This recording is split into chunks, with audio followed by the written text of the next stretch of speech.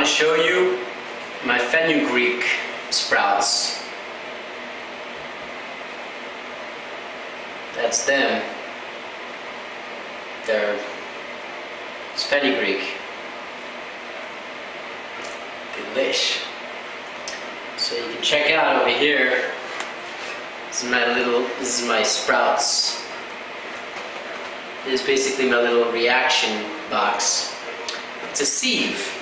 Now I use a sieve. A sieve is really, really good. Why? Because you keep the sieve inside a receptacle, like for example this pot holder, that it can hold water in it. So when you put a layer of seeds in your sieve, all right, and then you fill up this bottom base with water, and then you just invert it over your pot. Know what I mean? Just put it right there. So the water is held underneath the seeds. You don't want seeds like totally immersed in the water. You want them to be touching the water. And because if you have it totally immersed, they'll rot. They may actually, the truth is, they may still sprout. Not if they're immersed like an inch under the water, but if they're immersed only a little bit. And the reason why is because they become imbibed. Water enters the seed and it actually grows in volume and it'll suck up the water. And therefore, the water level will go down. So, but basically, just have the water like touching the seeds, maybe just covering them, but not more than that. Now the seeds. Okay, let me show you the seeds. Have them right here.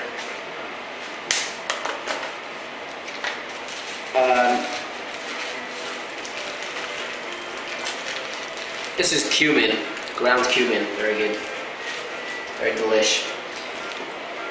These are the seeds, know what I mean?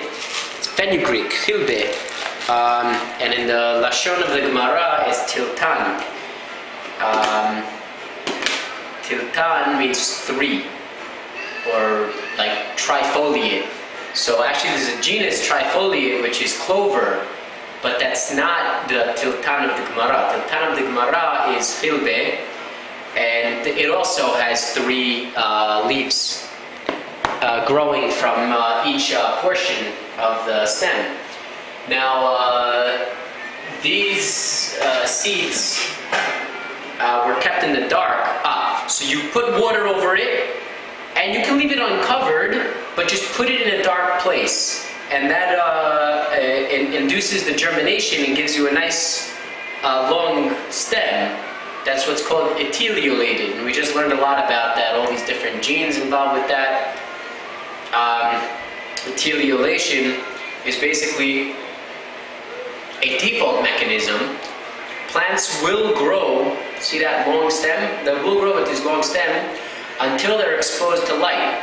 And when they're exposed to light, their leaves start turning green. Until then, their leaves are like a pale color because the chlorophyll needs light in order to become green.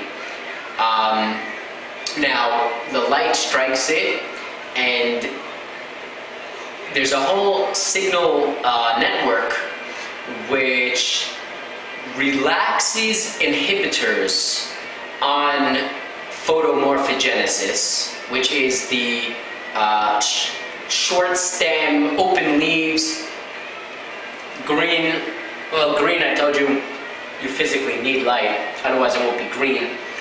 So then you have this photomorphogenesis where it begins to curve towards the light. Now, today, I brought these leaves, these sprouts from underneath, and I put them up on top of this, my little oven, and some sunlight did come in. Not much, very little, but even from that little amount of sunlight, there was some greenage, some greenifiage of my foliage, and there's, yeah, these puppies started to, but yeah, these are, they're delish. And I once took a ride from the University Ben Gurion to Beersheba, which God give them strength. They got to deal with a lot right now because of these rockets. And on the ride, So a girl from the neighborhood was telling me about sprouts. Oh, you gotta eat sprouts, blah, blah, blah. I said, yeah, you know, sprouts are really healthy. And she was like, no, no, no, don't just like say sprouts are healthy. Like, eat the sprouts. And the reason why is because there's all these active, very highly active enzymes and a lot of metabolites being synthesized in these early stages. And you eat it and you just feel like Popeye on spinach, you know what I mean? Like, you feel great. And so I heeded her advice, and now I grew all these sprouts, fenugreek, which is genus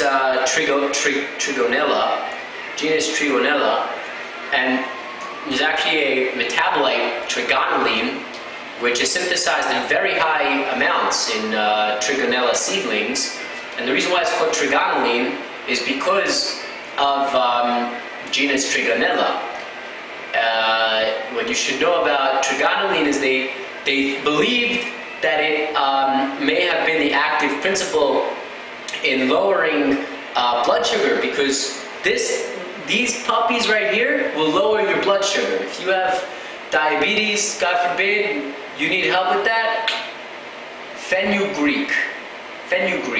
You can make a dip out of it, you can do lots of stuff. It has a slightly unique phenolic and alkaline taste. And that's due to the secondary metabolites in here. Trigonelline is one of them. However, trigonelline, according to one paper that I read, a paper from Egypt no less, said that when they tested it, trigonelline was not the quote-unquote active principle. It was actually something else within the plants that is reducing blood sugar. Nevertheless, they're quite healthy. They're action-packed little guys, and it's a snack. So you get yourself a sieve, not a sifter. This is a sifter. Maybe I'll say it. Wait. This is a strainer. A strainer has two big holes, and it not conducive. This is a sieve, which is a sifter, and it's quite good for all these things like sprouting, because it holds the seeds but allows water exchange.